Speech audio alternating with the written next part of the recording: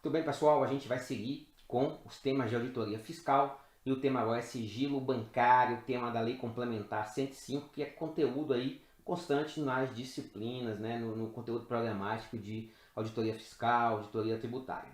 Bom, a gente precisa, antes de falar de sigilo bancário propriamente dito, né, separar aí três níveis de sigilo que a gente pode encontrar aí quando a gente fala em fisco, né? Nós temos o sigilo funcional, o sigilo fiscal e o sigilo bancário. Quando a gente pensa em sigilo funcional, estamos falando de dados da repartição, né? Todo servidor público, inclusive os servidores fiscais, tem o dever de guardar ali o sigilo funcional, enfim, né?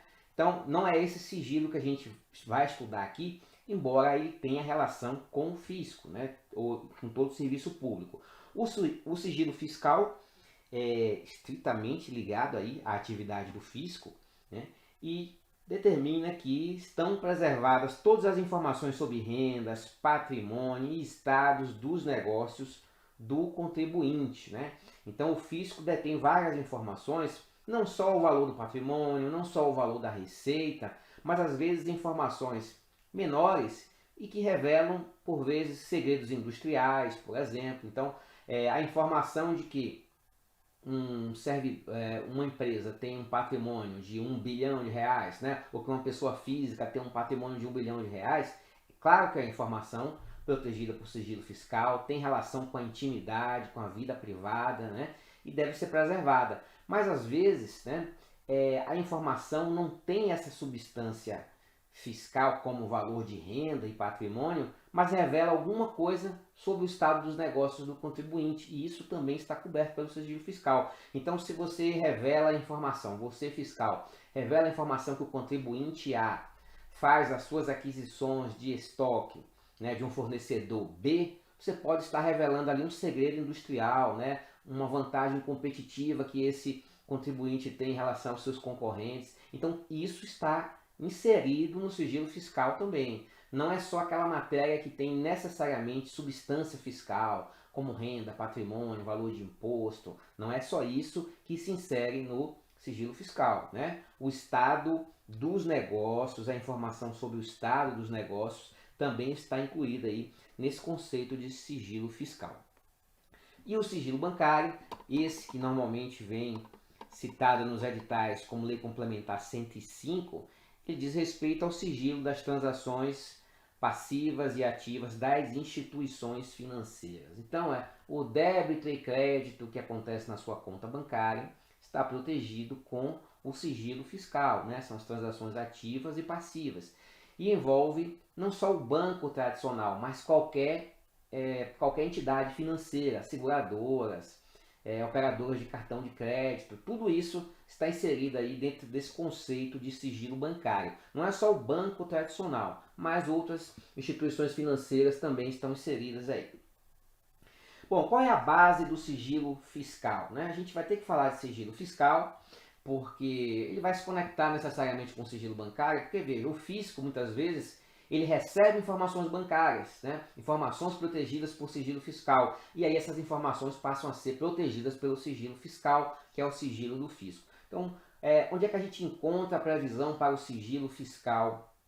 A nossa base maior sempre é a Constituição, e a gente não verá nada especificadamente falando de sigilo fiscal. Mas lá o artigo 5º diz que todos são iguais perante a lei, é garantida a inviolabilidade, direito à vida, à liberdade, à igualdade, segurança, propriedade, nos termos seguintes, né? No caput do artigo diz isso. Aí vem o inciso 10 e diz que são invioláveis a intimidade e a vida privada. Pronto, está aqui o sigilo fiscal, né? O pressuposto do sigilo fiscal. Eu não posso, enquanto auditor da Receita Federal, falar, né, para o público o patrimônio do Neymar, né?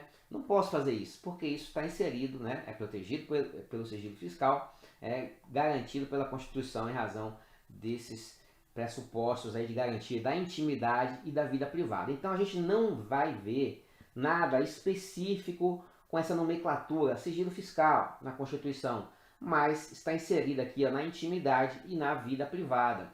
E assim, Alexandre de Moraes já se expressou, né? E ele disse o seguinte: com relação a essa necessidade de proteção à privacidade humana, não podemos deixar de considerar que as informações fiscais e bancárias sejam as constantes nas próprias instituições financeiras, sejam as constantes na Receita Federal ou outros organismos congêneres, constituem parte da vida privada da pessoa física ou da pessoa jurídica. Então, olha a nossa, o que é que nos garante, o que é que sustenta o sigilo fiscal e o sigilo bancário, os pressupostos constitucionais aqui de garantia à intimidade e à vida privada. Então, aqui, além da gente inserir o sigilo fiscal, né? Vamos botar aqui sigilo fiscal barra sigilo bancário, eles estão inseridos nesse contexto de intimidade e vida privada. Bom, qual é o grande desafio que o fisco enfrenta quando trata do sigilo fiscal e do sigilo bancário? É a necessidade de balancear duas necessidades distintas, né? A necessidade de proteger a intimidade e a vida privada e a necessidade do fisco verificar patrimônios, verificar movimentações para identificar a matéria tributável em relação aos contribuintes. Então nós temos o interesse público de um lado e a vida privada e intimidade do outro. Então o fisco tem a possibilidade de verificar a vida privada de contribuintes, mas nós temos limites para essa invasão da vida privada, né? Não podemos, em hipótese alguma, dar margem ao arbítrio. Tudo é feito conforme a gente vai conhecer aqui os critérios, né? O fisco pode ter acesso a informações bancárias, mas isso é feito com critérios. A gente vai chegar nesse ponto daqui a pouquinho. Então, o grande desafio da atividade fiscal é balancear a vida privada, a intimidade, com a necessidade de fazer essa verificação, né? Porque também não seria justo, não se acomoda ao interesse público se fosse permitido aos contribuintes esconderem as suas transações do fisco, né? Então o grande desafio é esse, balancear, para a gente encontrar o ponto de equilíbrio entre sigilo fiscal e vida privada e intimidade. A própria Constituição, ela diz, aqui no parágrafo 1º do 145, que os impostos terão caráter pessoal, sempre que possível, e graduados segundo a capacidade econômica do contribuinte, facultada à administração tributária, especialmente para conferir efetividade a esses objetivos, e identificar, respeitados os direitos individuais nos termos da lei, o patrimônio, os rendimentos e as atividades econômicas do contribuinte. Então veja que a própria Constituição, ao mesmo tempo que ela protege a vida privada e a intimidade, ela diz, olha, mas o fisco pode verificar o seu patrimônio, o fisco pode verificar a sua renda, a sua atividade econômica, porque, claro, não seria justo, né? A gente não teria a neutralidade aí se fosse permitido ao contribuinte esconder as suas operações econômicas, financeiras do fisco. Então, o nosso ponto de equilíbrio é esse. É preciso respeitar, né, essa vida privada e essa intimidade, e o fisco faz isso como? O fisco faz isso sendo o guardião dessas informações. Então o fisco, quando recebe a informação do banco sobre a movimentação do contribuinte, ele não conta para ninguém, ele passa a ser o guardião desse sigilo bancário. Então é assim que a gente mantém a neutralidade e balanceia, então, essa necessidade de verificar rendas e patrimônio com a vida privada e a intimidade. O CTN, no artigo 198, ele diz que é vedada a divulgação por parte da Fazenda e de seus servidores de informação obtida em razão de ofício sobre situação econômica ou financeira do sujeito passivo de terceiros e sobre a natureza e o estado dos seus negócios ou atividades. O que é isso aqui, né, pessoal? É o sigilo fiscal, ou seja, as informações que o fisco dispõe acerca dos contribuintes, sejam sobre suas atividades econômicas, sua atividade financeira, seu patrimônio, sobre o estado dos seus negócios. Eu acabei já falando um pouquinho sobre isso, né? Elas estão protegidas pelo sigilo fiscal. Então, eu não posso, enquanto servidor do fisco, falar quanto ganha o Neymar, qual é o patrimônio do Neymar. Eu não posso falar que eu vi ali nos documentos dos fiscais que o Neymar comprou uma passagem aérea para Tailândia, enfim, né? Porque isso revela um status patrimonial, tem a ver com a vida privada, né? Estou usando o Neymar aqui, mas pense num contribuinte comum, né? Que tem os seus dados divulgados na internet, que fez viagens assim ou assado, ou veja a situação de uma empresa que tem revelado o estado dos seus negócios, que ela compra do fornecedor A e B e não compra do C. Tudo isso pode revelar segredos industriais e pontos sensíveis da intimidade da vida privada, seja das pessoas físicas ou até mesmo das pessoas jurídicas também, né? Então, assim, aqui a gente tem nada mais, nada menos do que a descrição do sigilo fiscal, né? O fundamento do sigilo fiscal nos termos do CTN. Não se pode divulgar nada sobre a situação econômica ou financeira do sujeito passivo ou o estado dos seus negócios. Só para a gente fechar essa partezinha aqui, né? Para não ficar dúvida. Quando a gente fala em sigilo fiscal, né, talvez imediatamente a gente pense assim, é só informação de caráter estritamente fiscal, do tipo a renda tributável, o imposto devido, né? Não, não é só isso. O valor de estoques está incluído, né? O valor da conta caixa, o valor da conta passiva, tudo está incluído. Tudo que o fisco tem acesso a partir de uma atividade de ofício, né, está protegido pelo sigilo fiscal, ok? Bom, a gente tem algumas exceções ao sigilo e essas exceções, na verdade, não significa que deixa de existir o sigilo, não é isso. Na verdade, o sigilo é transferido, ou seja, aquele que recebe precisa manter o dever de sigilo. Por exemplo, permuta de informações entre os fiscos. Os fiscos podem fazer, mediante acordo, mediante convênio, a permuta de informação. Então, assim, o fisco estadual pode fazer um convênio com a Receita Federal para poder acessar o cadastro CNPJ da Receita Federal. Pode, né? Mas precisa de convênio, não é aleatório. Então, nesse caso, a transferência do sigilo, né? Aquele ente que está acessando a base de CNPJ da Receita Federal, ele vai precisar manter o sigilo. Então, é possível fazer essa permuta de informações entre os fiscos mediante lei ou convênio, tá, pessoal? Tem que ter convênio ou lei. Não é aleatório, não pode ser de outra forma. É preciso ter convênio. Por exemplo, quando a gente pensa no SPED, EFD, SPED, né? A gente tem os fiscos estaduais e a Receita Federal acessando conjuntamente boa parte dessas informações. No momento de adesão ao SPED, os fiscos estaduais, né, os fiscos não, a pessoa jurídica de direito público dos estados, eles já firmaram convênio automaticamente com a Receita Federal, né, com a União, representada pela Receita Federal, com a finalidade de ter acesso a esses dados do SPED. Então, assim, todos os estados têm acesso ao SPED porque tem convênio, tá, já feito no momento de adesão. Os municípios, por exemplo, não têm convênio. Se eles quiserem ter acesso, eles precisam fazer o convênio 1 a 1, né? Os 5.000 e poucos municípios, se quiserem ter acesso à base do SPED, aquelas bases que são compartilhadas, elas precisam fazer o convênio, tá bom? Bom, quando há acordo entre fiscos da União e fiscos estrangeiros no interesse da arrecadação, nós temos, por exemplo, Receita Federal e Suíça, existe um acordo similar, nesse caso a transferência do sigilo, né? O fisco do Brasil troca informações com o fisco da Suíça e cada um mantém o sigilo, passa a ser o guardião dessa informação. Não existe sigilo, ou melhor, há transferência, né? Pessoal, a gente precisa se acostumar, né?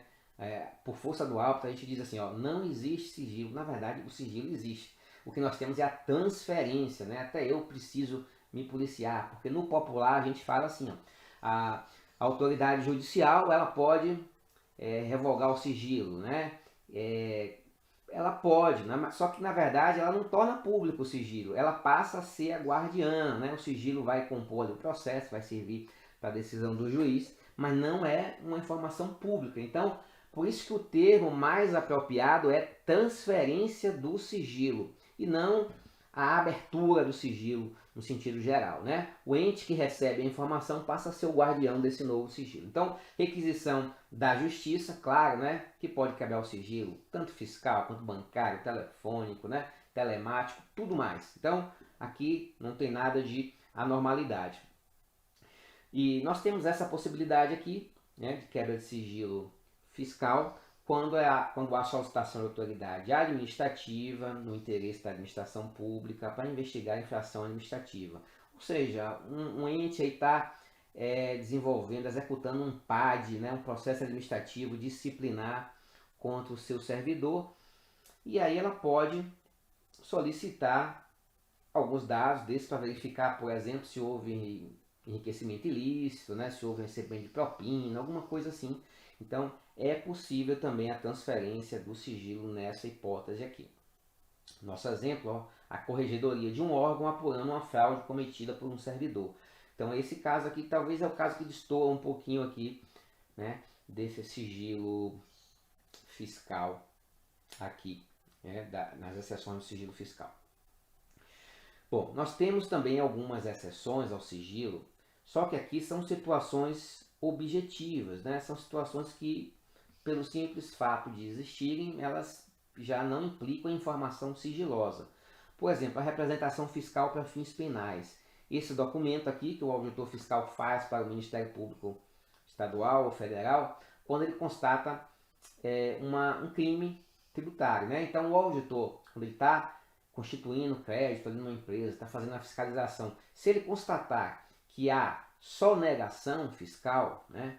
Sonegação fiscal é crime. Então, além do auto de infração que ele vai fazer constituindo crédito tributário, ele vai informar ao Ministério Público o possível crime de sonegação. Então, ele faz a representação fiscal para fins penais. Isso é vinculado, é obrigatório, tá, pessoal? Então, assim, você está fiscalizando, constatou o crime, sonegação, apropriação indébita, com aquelas retenções na fonte, né? Você tem aquele... o patrão retém o INSS do trabalhador, mas não paga ao INSS, não paga a Previdência. Então, aquilo é apropriação indébita, é crime. O auditor, quando constata aquilo, precisa fazer a representação fiscal ao Ministério Público Federal, no caso da Receita Federal, ou Ministério Público Estadual, conforme seja a jurisdição do tributo. Essa informação, esse documento, que é a possível comunicação de crime feita pelo auditor, é um documento que não tem sigilo fiscal, tá? As inscrições em dívida ativa também não tem sigilo fiscal. Então, se você entrar no site da Procuradoria da Fazenda Nacional, por exemplo, vou usar como exemplo a Fazenda Nacional, mas se aplica aos estados com a fazenda, com a dívida ativa estadual e municipal também. Mas se você entrar no site da Procuradoria da Fazenda Nacional, na ferramenta de pesquisa, começar a lançar ali o nome de empresas que você conhece, né? Começa a botar ali, ó, Bradesco, Petrobras, Itaú, Avan, bota o que você quiser ali, que vai aparecer se aquela empresa tem dívida ativa e quanto ela deve, tá? Então, assim, essa informação é pública, é um cadastro público que você acessa a partir, geralmente, de um portal de internet e consegue essas informações. Então, não há sigilo em relação às inscrições em dívida ativa, tá? Informações sobre parcelamento também não há sigilo. É possível saber que a empresa A, B, C, que o time de futebol A, B, C tem parcelamentos de dívidas tributárias. Isso não é informação protegida pelo sigilo fiscal. Então, guarda essas três exceções aí, né? Sigilo fiscal, representação fiscal para fins penais, inscrição em dívida ativa e parcelamento. São informações não cobertas pelo sigilo fiscal. Agora, ó, vamos chegar no a cereja do bolo, que é a Lei Complementar 105, que vai tratar do sigilo bancário. As informações bancárias são importante fonte de informação para o fisco, né? Você faz auto de infração por omissão de receitas, basicamente como? Verificando a movimentação bancária, a movimentação no cartão de crédito, porque o cara não emite nota fiscal, o cara não escritura nas suas demonstrações fiscais, né, FD, enfim, ele não escritura nada, mas às vezes ele recebe o dinheiro via cartão de crédito, ele recebe o dinheiro via banco, então aquela movimentação financeira você consegue identificar que há receitas não declaradas, porque ele declara 100 e a movimentação no banco é 500, né? No cartão de crédito é 500, então você sabe que essa diferença aí significa omissão de nota fiscal, omissão de vendas. As instituições financeiras estão obrigadas a manter em sigilo as operações ativas e passivas e serviços prestados, ok? Beleza, todo mundo sabe disso, né? Sigilo bancário, né? Tudo bem. E quando a gente fala em instituição financeira, lembre-se que não é apenas o banco tradicional, mas também operadoras de cartão de crédito. Isso aqui é um grande insumo para a auditoria fiscal. Quem nunca foi numa padaria e o sujeito está passando a maquininha do cartão, mas não está acionando a máquina que emite, né, o cupom, a nota fiscal ao consumidor, né? Ele faz a continha ali por fora e passa só no cartão de crédito. Então, ó, você comparar recebimentos em cartão de crédito com os recebimentos escriturados é uma importante fonte de informação e o fisco pode ter acesso a essas informações, tá? Então, instituições de cartão, de seguros, de bolsa, sociedades ficou dobrada aqui, sociedade de arrendamento mercantil e demais integrantes do sistema financeiro com seus respectivos dados. Então, quando a gente fala em sigilo bancário, não é só banco, mas as informações daquelas entidades do sistema financeiro, tá? Então, cartão de crédito, Mercado Pago, PayPal, tudo isso está inserido aqui nesse contexto de informação bancária. Qual é o grande trunfo que o fisco tem em relação ao sigilo bancário, né? Primeiro, a gente já viu que é um insumo importantíssimo para constituir créditos por omissão de receitas. Mas o fisco ele não precisa recorrer ao poder judiciário para ter acesso à movimentação do contribuinte. Ó. O fisco tem acesso diretamente, tá, a essa movimentação bancária sem prévia autorização judicial, né? Isso é importantíssimo, pessoal. Então veja o poder do fisco. Na prática, o fisco quebra o sigilo bancário, né? Sem precisar recorrer à justiça. Um poder próximo do poder dos juízes aí. Agora, tem uma condição, claro, tudo tem que ter condição, né? A gente precisa conciliar e equilibrar a vida privada, a intimidade, né? Da necessidade de preservar o interesse público e não permitir que alguns contribuintes escondam as suas movimentações. E a condição é que essas informações sejam essenciais e, claro, deve haver um procedimento regular instaurado. Claro, né? Não é o fiscal acorda de mau humor e diz eu vou pedir as informações bancárias do cliente X, do contribuinte X. Não é assim. Claro, né? A gente tem que ter um procedimento de fiscalização devidamente instaurado. É assim que funciona no sistema, né? Em qualquer país sério, né? Em qualquer democracia, em qualquer país que respeite o Estado democrático, né? Então, assim, a gente precisa ter um procedimento regular instaurado, que é o quê? Uma fiscalização designada. Isso. E precisa que essas informações sejam essenciais. E o que significa isso aqui? Que essas informações sejam essenciais? Vou dar um exemplo aqui para você, né? Por exemplo, na Receita Federal, a gente segue um seguinte roteirinho, que é mais ou menos espelhado aí, todos os entes acabam reproduzindo isso, né? O contribuinte não tem escrituração, um exemplo, né? Ou então ele tem escrituração, mas há suspeitas que essas receitas declaradas são inferiores.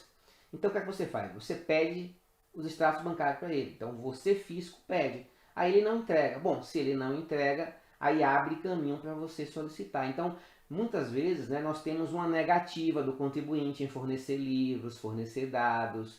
E aí a gente precisa recorrer a essa quebra do sigilo, né, a essa requisição de informação financeira feita pelo fisco. Então, quando há esses embaraços, quando a escritura... E aí, gostou da aula do professor Arthur Leone? Esse vídeo é um vídeo demonstrativo para que o aluno conheça primeiramente a LAC Concurso e, claro, conheça o nosso grande mestre, professor Arthur Leone, que inclusive é auditor fiscal da Receita Federal. O professor Arthur Leone é um dos melhores professores do Brasil em auditoria. E nós, aqui da LAC Concursos, nós produzimos um curso online super competitivo em videoaulas, completaço de auditoria e também, digo para vocês, e também para aquela questão de nota fiscal eletrônica, SPID e assim por diante, aqui na LAC Concurso. Esse curso nosso, completaço, você assistiu apenas um pequeno pedaço da aula, em torno aí de 20% 30% da aula, mas a aula toda nós temos o nosso módulo, nossa isolada. Tem um link aqui que você vai se matricular diretamente neste curso aqui, nessa isolada do professor Arthur Leone.